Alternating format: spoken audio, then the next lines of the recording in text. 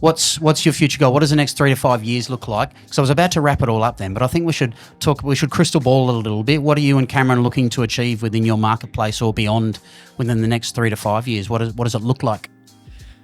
I would say dominate the small to medium size sector. Mm-hmm.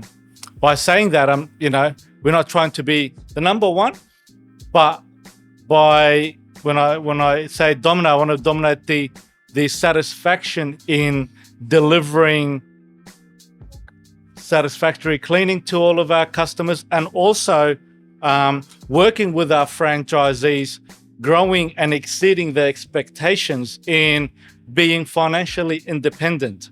Yep.